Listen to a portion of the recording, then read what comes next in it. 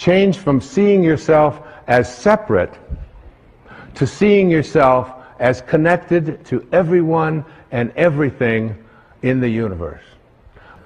And if we want to end violence in our lives and in our society, we have to learn to change our thoughts. Remember the dandelions? When I was growing up out in Michigan, we had these dandelions.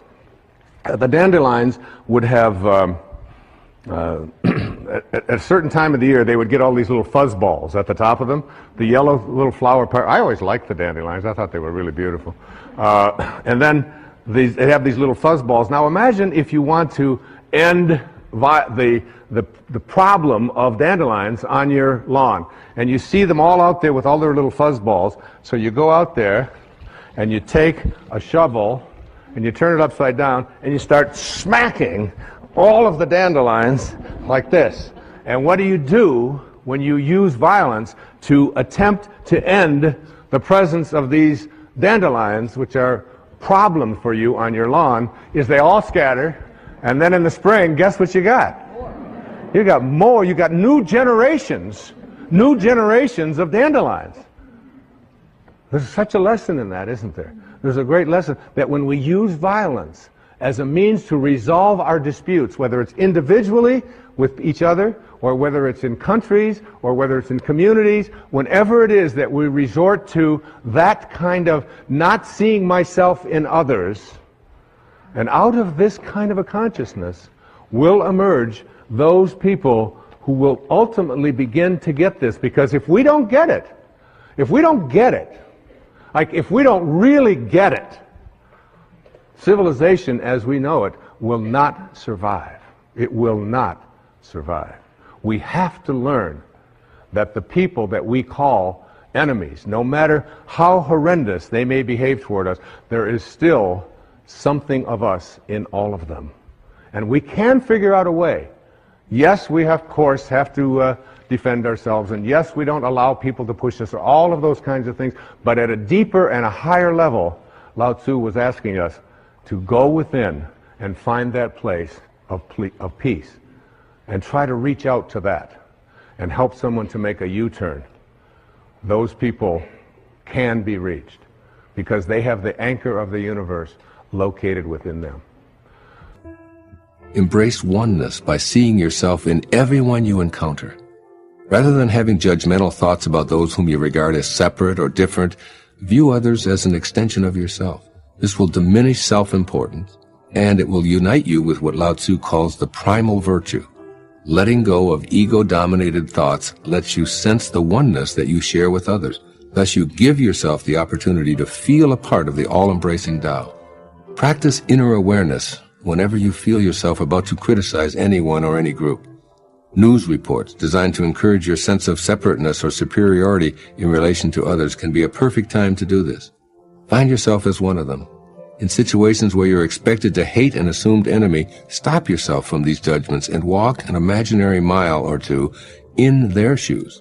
Do so with all forms of life, even the plant world. See yourself in everyone and all creations, noting the Tao in this simple observation: we are the world. And secondly, take pleasure from what you possess without being attached to these things. Let go of your identification with your stuff and with your accomplishments. Try instead to enjoy what you do and all that flows into your life simply for the pleasure of doing and observing the flow itself. You literally own nothing and no one. All that is composed will decompose. All that is yours will leave and become someone else's. So step back a bit and allow yourself to be an observer of this world of form. Becoming a detached witness will put you into a state of bliss while loosening your tight grip on all of your possessions. It is in this releasing process that you'll gain the freedom to live out what the Tao is always teaching by example. Do the Tao now. Today, practice seeing oneness where you've previously seen two-ness or separation.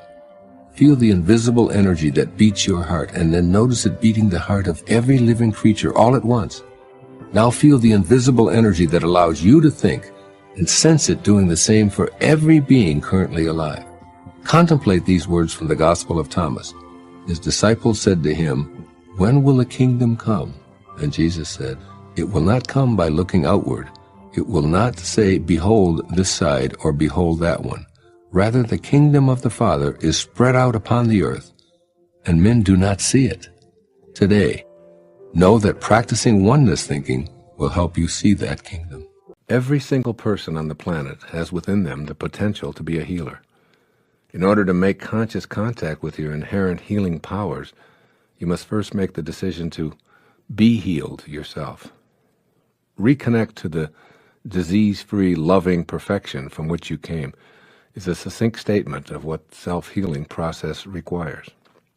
The universal mind of intention knows precisely what you need in order to optimize your health.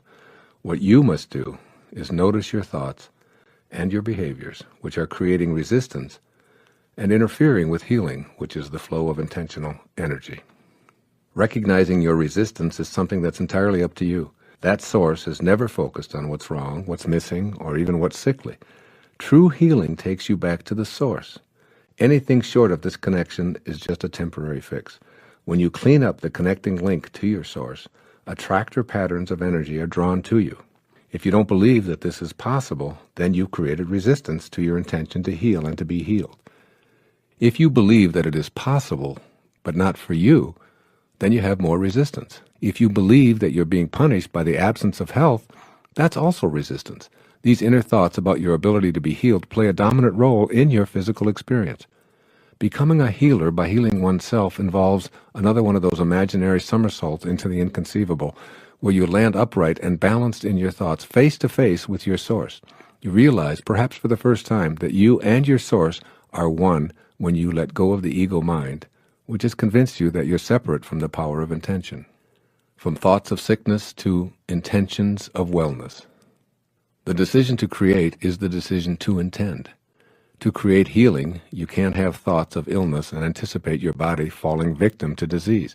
Become aware of the thoughts you have that support the idea of sickness as something to be expected. Begin noticing the frequency of those thoughts. The more they occupy your mental landscape, the more resistance you're creating to realizing your intention. You know what those thoughts of resistance sound like. I can't do anything about this arthritis. It's the flu season. I feel okay now, but by the weekend it'll be in my chest and I'll have a fever. We live in a carcinogenic world. Everything is either fattening or filled with chemicals. I feel so tired all of the time. On and on and on these thoughts of resistance go. They're like huge barricades blocking the realization of your intentions. Notice the thoughts that represent a decision on your part to buy into the illness mentality of the huge profit-making drug companies and a healthcare industry that thrives on your fears. But you're the divine, remember?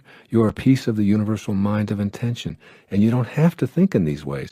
You can opt to think that you have the ability to raise your energy level, even if all of the advertising around you points to a different conclusion. You can go within and hold an intention that says, I want to feel good. I intend to feel good. I intend to return to my source, and I refuse to allow any other thoughts of disorder or disease in. This is the beginning. You'll feel empowered by this unique experience. Then in any given moment of not feeling well, choose thoughts of healing and feeling good. In that instant, feeling good takes over, if only for a few seconds. Illness is not a punishment. You don't have a need for healing because you were bad or ignorant or as retribution for past life offenses. You've taken on whatever you're experiencing for whatever lessons you need to learn on this journey, which is being orchestrated by the all-providing intelligence that we're calling intention. In an eternal universe, you must view yourself and all others in infinite terms. Infinite terms means that you have an infinite number of opportunities to show up in a material body to co-create anything. As you view the sickness of the mind and body that permeates your own life as well as the rest of humanity, try viewing it as part of the infinite nature of our world. If starvation, pestilence, or disease are a part of the perfection of the universe, then so is your intention to end these things a part of that same perfection. Now decide to stay with that intention, first in your own life, then in the lives of others. Your intention will match up with the intention of the universe, which knows nothing of egos and separation, and all thoughts of illness as punishment and karmic paybacks will cease to exist. You can't heal anyone until you allow yourself to be healed. Connect to a loving, kind, receptive to healing energy, which is the field that intended you here. Be willing to accept the fact that you're a part of the healing energy of all of life. The same force that heals a cut on your hand and grows the new skin to repair it permanently is both in your hand and in the universe as well. You are it. It is you. There's no separation. Be conscious of staying in contact with this healing energy because it's impossible to separate from it except in your ego-diminished thoughts. By raising your energy to a vibrational match with the field of intention, you're strengthening your immune system and increasing the production of well-being enzymes in the brain. A change in personality from being spiteful, pessimistic, angry, sullen, and disagreeable to one of passion, optimism, kindness, joy, and understanding is often the key when witnessing miraculous acts of spontaneous recovery from what were called fatalistic prognostications. Don't ask to be healed, ask to be restored to that perfection from which you emanated. Let nothing interfere with the intention that you have to heal and be healed. Discard all negativity that you encounter. Refuse to let in any energy that will weaken your body or your resolve. Convey this to others as well. Remember, you're not asking your source to heal you because this assumes health is missing from your life. Come to the source as whole and complete. Banish all thoughts of illness and know that by connecting back to this source, filling yourself with it and offering it to others, you become healing itself. How would we think and act in daily life if we were truly aware of our divine essence? Obviously, there wouldn't be room to reproach yourself because we wouldn't doubt our abilities. In fact, we'd never look in the mirror and feel anything but love and appreciation. We'd see ourselves as fully capable of attracting all we desire.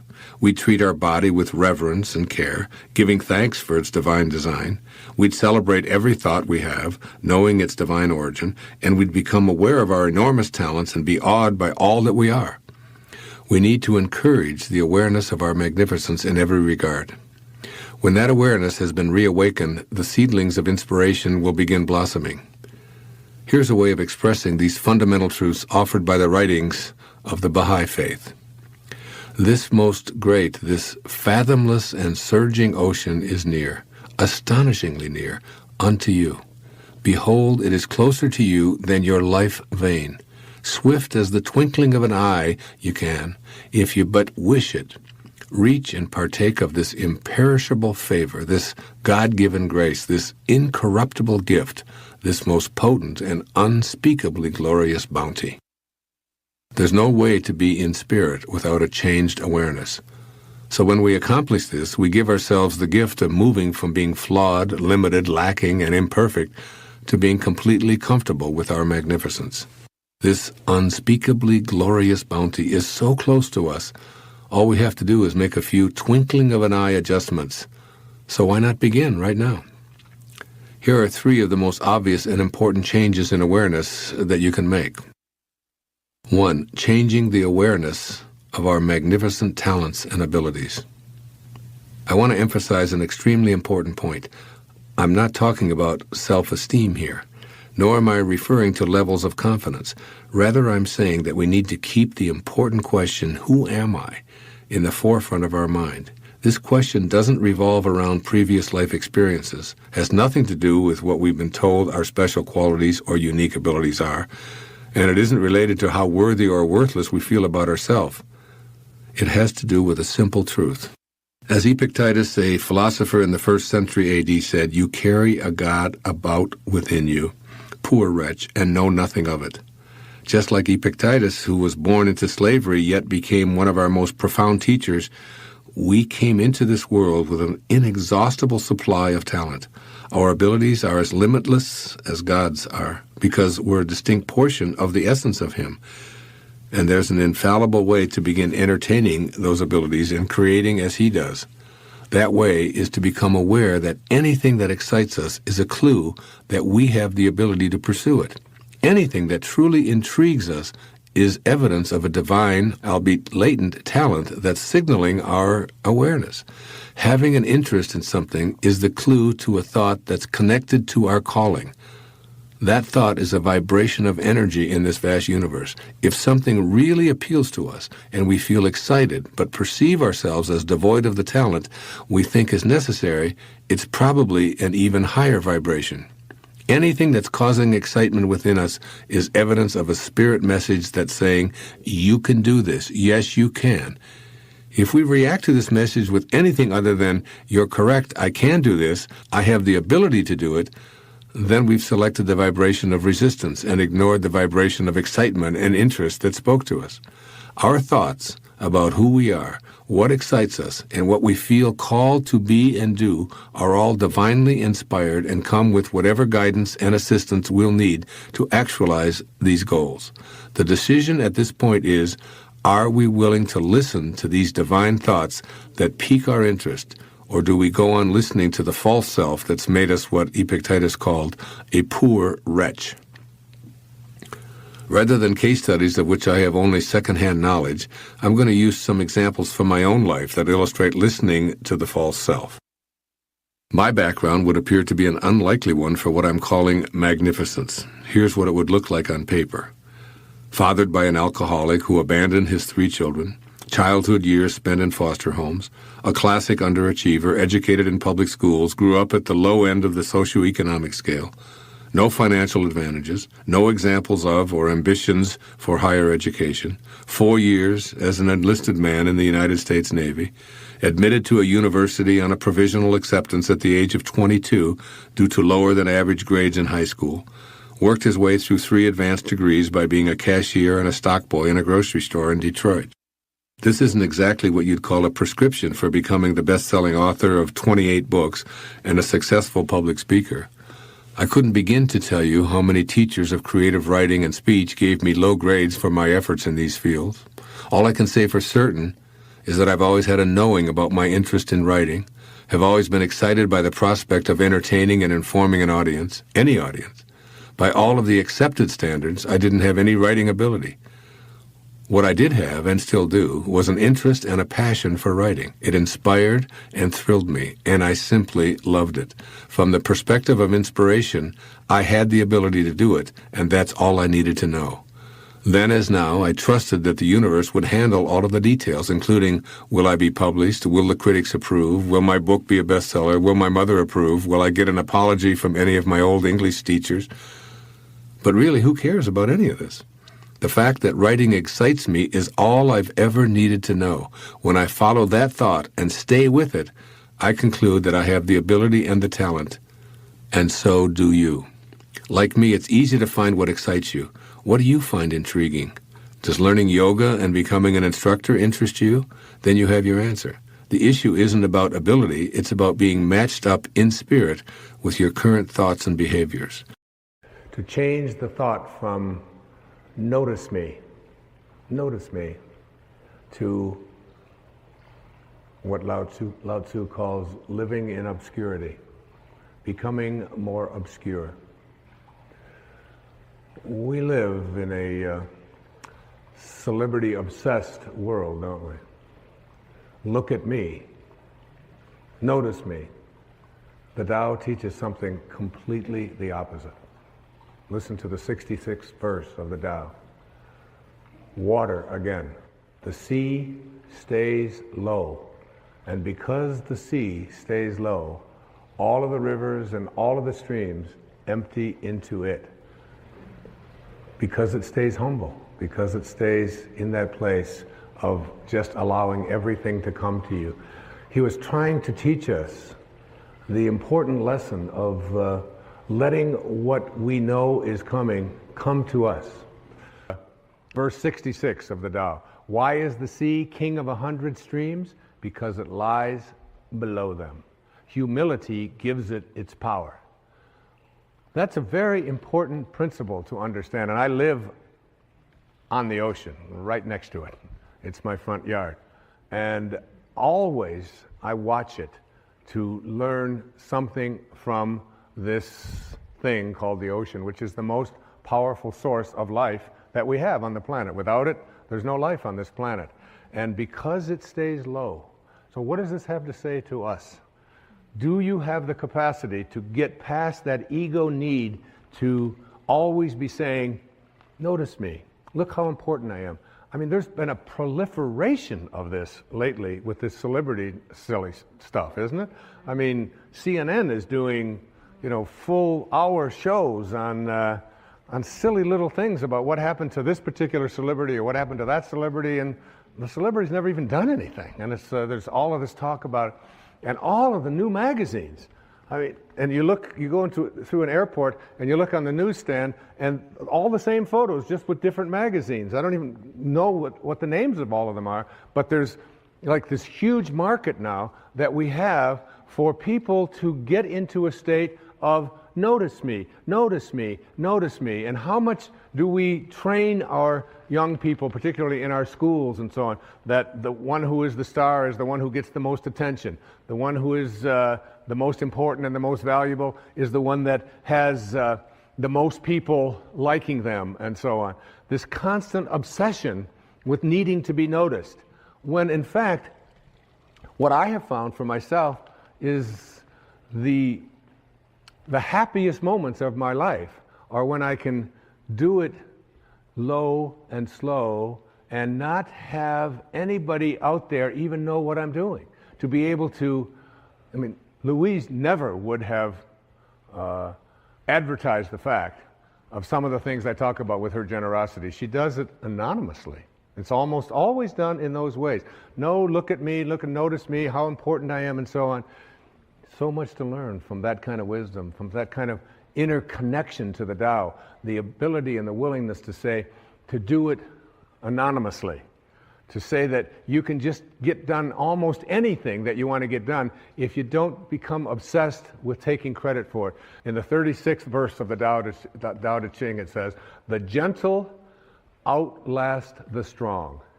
The obscure outlast the obvious." Try to become a little more obscure, a little less interfering, a little less notice me, a little less, one of the specific kinds of things that you can do is just as you're about, when somebody else is talking, just as you're about to interject what you've been thinking about for the whole time, waiting for them to stop talking, just stop and to bite your tongue and say, "Tell me more." Or, "That's very interesting. I have never heard that point of view before." Even if they totally, completely disagree with everything that you stand for, to be willing to listen, to be able to stop. Practice it. I practiced it when I did these verses of the Tao. I practiced it every single day while I was working on that. Just staying obscure. And for me, that's not always so easy because of just being recognized wherever I go. And if I saw someone who was about to recognize me, I would just put my head down. I would just walk a little bit past them like something. Right now, I just want to be anonymous. Right now, I want to be obscure. The Tao says, storms always end. Verse 23, fierce winds don't blow all morning. A downpour of rain doesn't last all day. Who does this? Heaven and earth. You're already connected to everything you want or need. It will come to you at the exact perfect time, as the rivers and the streams come to the ocean at the perfect time and place. You gotta trust. You gotta know it's going to come to you. You don't have to chase after it. You can become a little less obsessed with your ego and your self-importance and who you are and what you've done, and you can get so much more done. And you know what? It's the most peaceful and sweet, delicious way. It's like the song that Cecilia was singing about the rose. Thank you so much, and God bless you. Line by Albert Einstein when he was talking to his students about trying to solve mathematical problems and equations. He said, you can't ever solve a problem with the same mind that created it. It's what they call sometimes in management circles thinking outside of the dots or outside of the box. Getting out of your comfort zone. Getting out of looking at things the way you've always looked at them. And having a different kind of an awareness. I came across this quote not too long ago. Moving away the clouds does not make the sunshine. It merely reveals what was hidden all along. The sunshine, the sun is always there. And you don't make it shine by just taking things away. There's something inside all of us that is hidden. And it's the ability to, I call it rewriting our agreement with reality. It requires a new kind of awareness, a willingness, if you will, to see yourself as potentially capable of virtually anything. I've always loved the observation from the New Testament of Jesus, that even the least among you can do all that I have done and even greater things. That within each and every one of us there is this ability to be healers. There's this ability to be able to manifest and attract anything into our lives that we put our attention on. There's this ability to live at such a high level of consciousness that we can transcend our bodies. My internal wiring has always been one of whatever it is that I've got in my life as a problem, that I have to take responsibility for it, but I also have the capacity to be able to change it. And not only to change around what it is that is not working for me, but also to change around what I have been attracting into my life. I think it begins with this this whole idea of being inspired. I've always liked that word, inspired, inspiration, because its origin is in spirit. And then the opposite word is being informed. And so when you're in form, in the physical world, when you're in form, you get information, you get lots of information. And this is what we call the information age, right? So there's no shortage of information. They say that on a little chip the size of your thumbnail, we can put the names and addresses of everybody in the United States and Canada on a little chip the size of your thumbnail. That's really more information, I think, than we need. What we are doing is we are moving from the age of information to the age of inspiration, I believe. And as we move into the age of inspiration, where collectively mankind is beginning to have a collective capacity to be able to think thoughts which empower us rather than which weaken us, which, according to Hawkins' research, up until about 1985 or 1986, collectively, mankind's collective thoughts always produced that which weakens us. And now, in the last few years, we have moved above the level where man's collective consciousness is at least at a place where collectively we are empowering ourselves rather than using force. And as we move into the world of inspiration, we have to understand what that means. And Patanjali had a wonderful observation. I wrote about it in Wisdom of the Ages. He said, when you are inspired, that is, in spirit, and remember, it is in the world of spirit, it is in the world of thoughts where we change, where we go to the place where we create anything we want for ourselves in our lives. So that remembering here, the theme is that you can't solve any problem that you might have in your life with the same mind that created it. So you're moving into a place now called spirit. That which is seen hath not come from that which doth appear. We're moving into the world of the invisible now. When you are inspired, and think about the moments in your life when you've had the most inspiration, inspirado. You lose any touch of fatigue. I have gone and been inspired at moments in my life when I have written for almost 24 straight hours without stopping, without eating, without thinking about sleep. I just got into one of those modes, what we call a zone sometimes, where everything just flowed. When you are in that place, you transcend everything. And you don't worry about whether people are going to call you or not call you. You don't worry about your children. You don't worry about being sick. You don't think about the cold that you might have. You don't think about being tired and how much sleep you'll need. When you're inspired, You're in spirit. When you're in spirit, you're connected to your source. And now what you're doing is you're moving out of the mindset of inform or information, which is where all problems occur in the world of the physical, and you're shifting into the world of spirit.